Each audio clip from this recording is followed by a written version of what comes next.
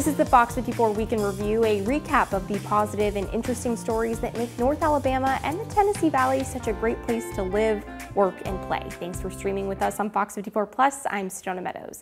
This week, I'm happy to share with you my new feature, Workin' It. And in this first edition, we're taking a look at being a summer camp counselor. We're also there for a fond farewell as the chief of the Athens Police Department, Floyd Johnson, steps aside after 4 decades in public service. What the Walmart? It's a piece of art at a local supermarket that has one heck of a mistake. We'll tell you about it a little later. And we continue our look at back to school across North Alabama with a particular focus on the Madison City school system. We'll speak with Superintendent Dr. Ed Nichols, but first we make a stop at the city's newest, most state-of-the-art campus. Here's your first look at Journey Middle School. So we will alleviate the growth of Liberty Middle School and Discovery Middle Schools. 1, 2, 3!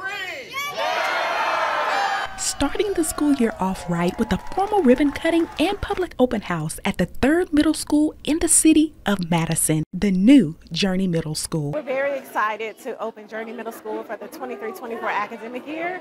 Our faculty and staff have worked extremely hard. Journey Middle School Principal Treva Stewart believes the new facility is extremely important for Madison City Schools' growth. So it's great to have this 3rd middle school, which we will feed into Bob Jones and James Clemens High School.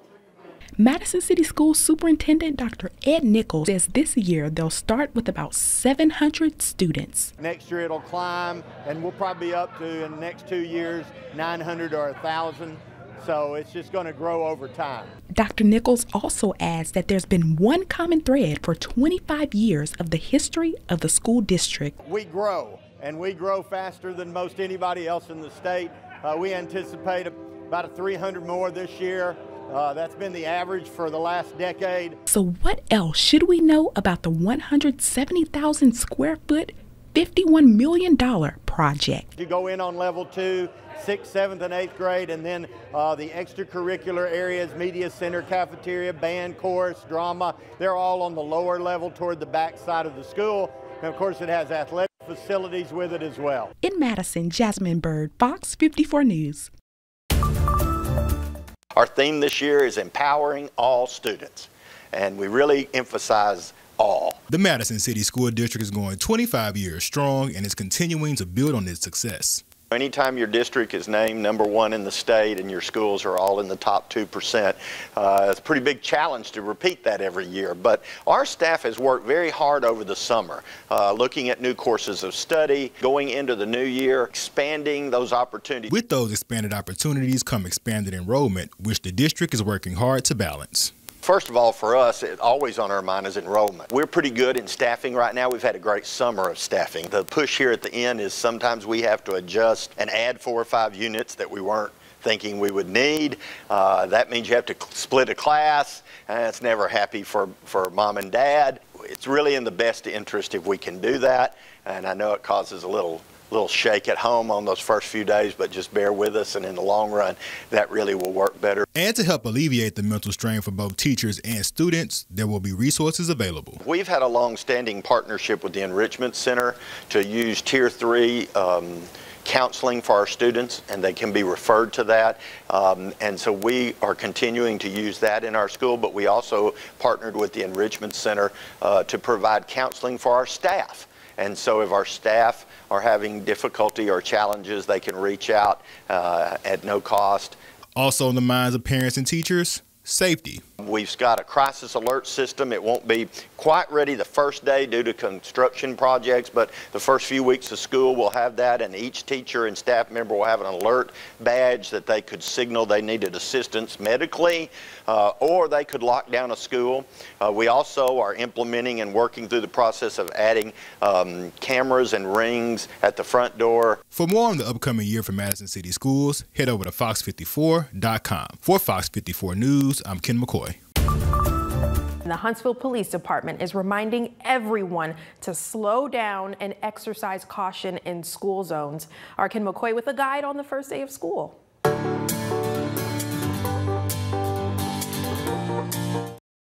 So when we think about school safety, oftentimes we think that responsibility solely relies on the school. But what if I told you that responsibility starts even before they set foot on campus? So when you're entering a school zone, you'll notice besides the sign itself that says 25 miles per hour, you'll have the flashing yellow lights, and the sign will also indicate the time period in which that school zone is active. Soon, morning and afternoon commuters will have to be extra cautious as kids start making their way back to school. Here in Huntsville, the average speed limit in the school zone is set at 25 miles per hour. So all the school zones in the city are posted on both sides of the roadway approaching the school, a short distance away with a temporary speed limit sign of 25 miles per hour. With that, HPD is also enforcing a zero tolerance policy. We have a zero tolerance policy regarding speeding in those areas. So you're not going to get 5 over in that area. You're gonna get a ticket for going as little as 1 or 2 miles per hour over the speed limit potentially. Another thing to consider on your commute, school buses. Drivers approaching from both directions of traffic, not just the direction that the bus is stopped on, but also the opposing direction. It's important for those drivers to stop at least 100 feet away from the school bus whenever that stop sign is opened and facing traffic. And let's debunk the 4-lane myth. A lot of people are under the impression that if it's a 4-lane road, that doesn't apply and they don't have to stop. That is false. You are supposed to stop. HPD gives one final piece of advice. The number one tip is leave 5 minutes early. Just wake up a little early. I know it's rough, but wake up a little early. Please stay off your cell phone because that split second you're looking at the screen could mean, reaction time that's taken away, and that could be important. It's extra important to consider how your new schedule will affect your pets. Our Kim McCoy spoke with Dog Training Elite for some tips and has a story. Dogs have a lot of separation anxiety when we go back to school. No more kids in the house anymore. Back to school is an adjustment for everybody, including your pets. Everybody's going back to work. They got a lot of structured alone time, a lot of structured boredom. So we need to create a routine for them. The best way to start is with a morning routine, since kids will likely already be off to school. But if you start off with just like a morning routine, and you get the kids and the dog and everything kind of structured into a morning routine, and then we can kind of figure out an afternoon routine. If they're going to go in the crate all day, they have a routine for that. And when they come out, it's important to give them a lot of stimulation and exercise and the right food as well. Also, try to stay consistent with the normal schedule. We want to kind of stick to feeding at the same time, doing walkings, nap time, just kind of keep everything very consistent for the dog. Their brain will handle it better if they know what to expect. And the key to that is starting early. Start preparing as early as possible, as soon as possible, even just a little bit, and it's not set in stone. That's something that's kind of living and breathing and changing. If you need to change something up, it's not working, feel free to change it. Just try to keep everything consistent. Separation anxiety is one condition many dogs face during this time, and doggy daycare might be the answer. They can relieve some of that separation loneliness that the dog would have if they're spending alone time all day long. We just got to be careful about the places that we take them to, the interactions that they're going to have with other dogs and other people as well during that time, and make sure we're getting some obedience time in there too. A little bit of structure with what we're doing will help them out during that daycare as well. And if you're considering daycare, always ask questions. Look at the cleanliness of the facility. Ask them about, their daily cleaning practices. Do they disinfect their crates daily? Do they have structured playtime? Do they interact with other dogs? Which dogs are they going to interact with? Kind of those things. The more questions you can ask to them and get confident answers from them, the better. Why is he getting money from Russia? The Malpasig hydroelectric dam in France is in trouble, and more than 60 students are on the case.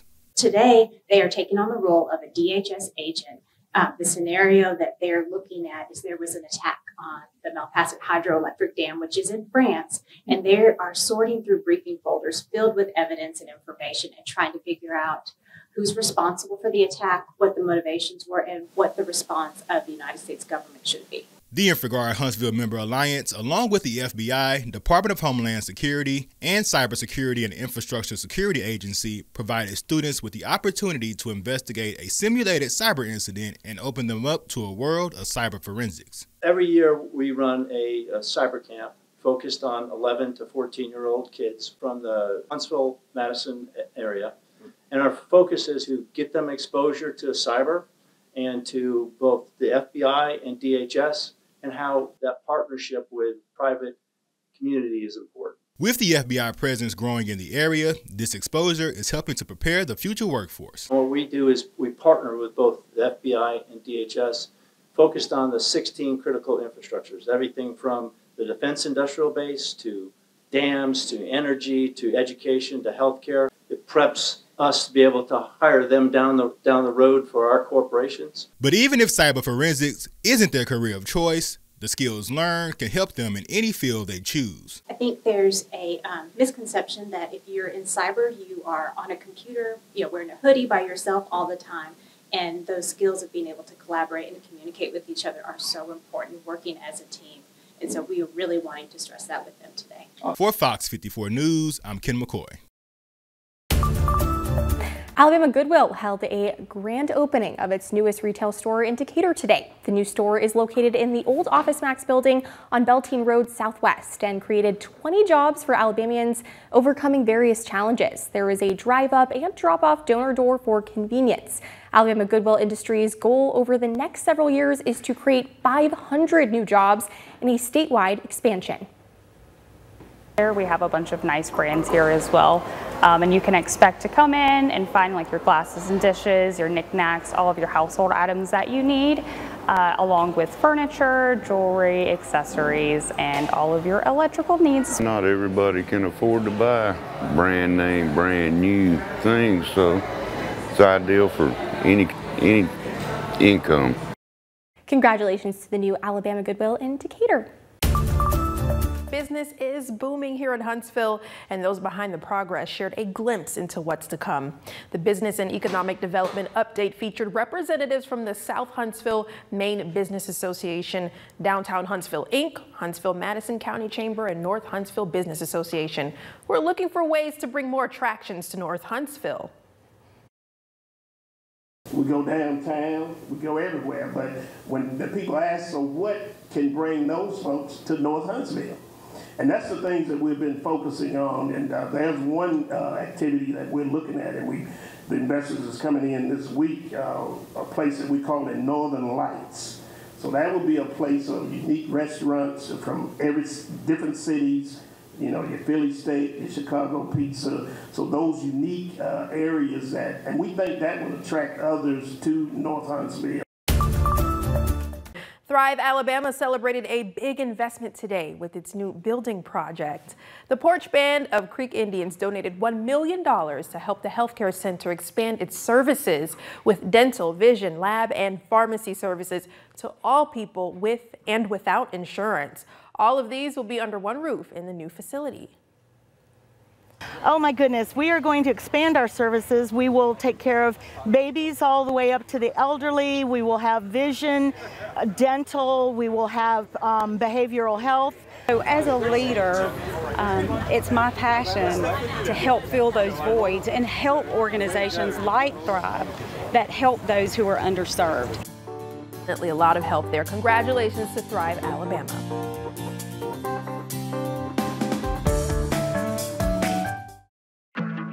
Get Fox 54 Plus for Roku and Fire TV. Watch local newscasts live or on your schedule. Plus local exclusives like Fox 54 Sports Extra. Fox 54 Plus. Live, local, and always on. And the whole world is wondering, what's it going to take to stop this U.S. team? Easy, love. We mark Alex. What about Rose? Oh, bloody Rapinoe. Rapinoe scores! We could get younger players. They already did that. We have veteran experience. Listen to what you're saying. That is world class. What's it going to take to stop this U.S. team? They're faster. Slower. This precision. With style. Good luck with that. Vacation is great, but Huntsville has so many new people, I'm going to need a bigger sleigh. Plus, my friends at the Salvation Army have lots more people that they need to help too. It's not too early to sign up your church, office, or other organization to help ring the red kettlebells during the holiday season. Visit fox54.com to find out how you can help those in need in the Tennessee Valley. Come on out and have a ball ringing the bells. Get it? Ball.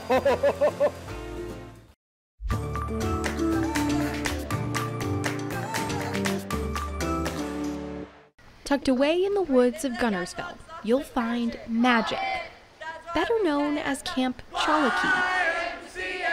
There's no embarrassment, no nothing. You can be a child here. Our message with the kids is really just them finding their purpose and finding their fire. We come from everywhere, like all different walks of life, all different experiences. Like we have international staff, we have some people from other states like me. A place where the ages may vary, but the kids and the camp counselors are all young at heart. I just loved being that person in the kids' life that hypes them up. It makes them have fun. A job that involves singing, swimming, and zip lining, something the counselors let me try out. And let me tell you, it takes work to do this. I think that was an adventure in itself. But for them, the job doesn't feel like work. Not only are you gaining leadership skills, are you making an influence in these kids' life, but you're also having fun. And there is an important qualification. Make sure you have the energy. An experience that builds confidence. I was more of an introvert coming here. I didn't have many friends. I didn't interact much. But I'm really hoping that coming back from here, I'll probably be a better leader. I have learned a lot of patience. I've learned a lot of noticing people's differences and embracing it and not using it as a tool to separate them. An environment that celebrates diversity. You don't come here with the expectation, you just want to see what it's like. And you get to work with different cultures. Like some of my close friends are like Mexican or a girl from England. Half of our staff is from the other side of the world. I've made so many lasting relationships, and it's just awesome. Relationships that last a lifetime. Some of the counsellors already booked a trip to Manchester, so we're going to go down there for a few days and then go up to Scotland. And then next summer I'm going to Mexico and staying with my friends I've made here. We've already all decided. Kids and camp counselors making memories they will never forget. I didn't think I would enjoy it that much, but it's probably been the best thing I've ever done in my life. Some might call it magic. Some might call it Camp Chalakee.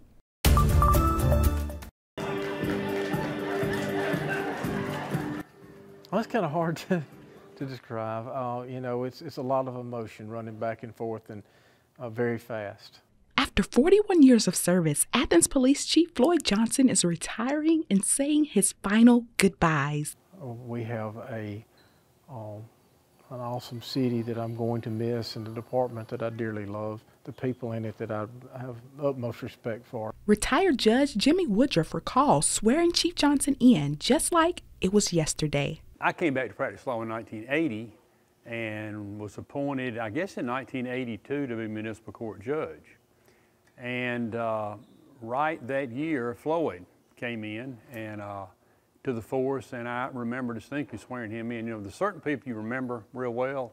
And they've shared a bond ever since. Floyd was young and very capable, and it was well known among the force that he was very well thought of early on. And just remember him doing a great job. Retired former co-worker of Chief Johnson, Thomas Townsend, agrees. Everyone that knows Chief Johnson knows that he's a good guy with high moral character and everything. It's really rare for a man to have the camaraderie with the community in a really positive, friendly way, and also be able to be stern in enforcing of the law as he's done. Chief Johnson counts it a privilege to have had the opportunity to serve in this capacity for so many years. I'm honored just to have had that privilege to get to do what I've got to do. I strongly recommend this career to anyone. It's not for everybody, but it's for the few. The Habitat for Humanity affiliate that serves Madison and Limestone counties is giving one lucky family the experience of home ownership. Today, Habitat for Humanity, in partnership with the Huntsville-Madison County Builders Association, teamed up for the latest project in the Meridian Street community. Eventually, 31 affordable homes will be available for low-income families. We are doing the ribbon cutting for a new home that we built in partnership with the members of the Home Builders Association. We're really excited about this. This is the first time we've done a home with them in a number of years, but this will be an opportunity for us to serve a family who's in need of safe and affordable housing in our community. We, as an association, love the topic of affordable housing. Interest rates are up, building materials are up. It's made it more and more unaffordable. It's really nice to be able to partner with Habitat for Humanity to bring this reality or this dream to reality for somebody. You know, owning a house is an American dream. This day mean good to me, you know. I ain't never had one of these before. Meet Athens resident Laverne Gilbert. Now I seen this young man going up and down the hill, and as I was taking my uncle to the doctor, I started talking to God. I asked God to please, if it's your will, for me to get this man an electric wheelchair. Gilbert called her friend and her classmate. He said, I'll give you some money on it. And I started spreading the word on what God had me doing. Guess what? That wheelchair is paid in full. That's nobody but God. Electric wheelchair recipient Richard Long says he couldn't be any happier after receiving such an outpouring of love and support from the community. That's all right. For community members like Geneva Benford, Long is a hero, and that's why the community teamed up to make this happen. And he would ride his bicycle to the church and park and come in and play the drums. Yeah. Long says he's just thankful to be a light. I get around and do what I got to do, you know. Praise the Lord about that. Thank Jesus for that. The sun will shine after a while. In Athens, Jasmine Bird, FOX54 News. A fire truck, a bearcat, and around 400 people gathering at Monrovia Elementary School for some serious business. An old school rivalry. It's kind of a tale as old as time, the fire department versus the sheriff's office. All mustarding up the courage for hot dogs. Talking about my dogs. Dogs. Relishing in the challenge of Monrovia's first annual hot dog eating contest. 30 contestants, those with the Madison County Sheriff's Office, Monrovia Volunteer Fire and Rescue, and people who just really love hot dogs. Trust me, that's an average lunch for me at times. All vying for the winning title. Man, they were destroying hot dogs sitting here, and I was out. After one, I was out. So I'm sure you're wondering, firefighters or deputy sheriffs, who won first place? Well, it was actually neither. The hot dog eating champion is someone who decided to enter in on a whim, finishing 12 hot dogs in 5 minutes. It felt pretty good. The next you sit around next to the fire department, police department, you know, as a little community and have fun with them. I highly enjoyed it. Community is really what this event is all about. A contest hosted by Tasty's Restaurant, supporting the nonprofit Next Step Farms, an organization providing opportunities for adults with special needs. We're teaching them how to live independently, teaching them daily living skills through an agricultural farm-based theme. Everything you do to run a small family farm, livestock, chickens, goats, pigs, to raising a garden, corn, tomatoes, cucumbers, all of those good things we all love. $2,500 were raised today that will go towards building a storm shelter for Next Step Farms. But it's not only just for us, it'll be so that we can cross the street and get our neighbors when there's bad weather and say, hey, come on in with us. Let's all be safe together. So it's safe to say today's contest had some friendly competition, all for a good cause. My heart is very full. Leaving both hearts and bellies full for some. I'm gonna go get some more food. I'm hungry. And Tasty's plans to do this all again next year. Well, check this out. Just up the road in Hazel Green, a mural has people asking, what, the Walmart? The mural shows a Hazel Green schoolhouse. Well, a Hazel Green, Wisconsin schoolhouse, that is. Facebook users laughing at the mistake that even includes a tiny Alabama flag hoisted on top, to add insult to injury. Well, to add some weirdness to an already weird story, when we reached out to the store, the employee we spoke with didn't even know it was there in the first place. Very odd, but nice mural. I mean, it's a very nice touch. I could have sworn I saw a mural similar in the Madison Walmart. But it makes you wonder who they contracted out that just typed Hazel Green into Google, the Google images specifically, and saw that school. Yeah, I mean, clearly Google can be your friend, but apparently if you don't know how to truly use Google, it can get you in hot water like this situation of 431. I also look forward to seeing how exactly they plan to fix it. And we have an update for you. A spokesperson from Walmart's corporate office replied to Fox 54's request for comment and said, quote, "We are aware of the mural that was installed at the Hazel Green store and it has been removed. We did send a reporter to the store who confirmed the mural has been painted over." Walmart says they are reaching out to the artist to ensure new artwork is created that, quote, "properly reflects the community." And that brushes off another week of news across the Tennessee Valley. For everyone here at Fox 54 News, I'm Stonea Meadows. See you next time for another edition of the Week in Review.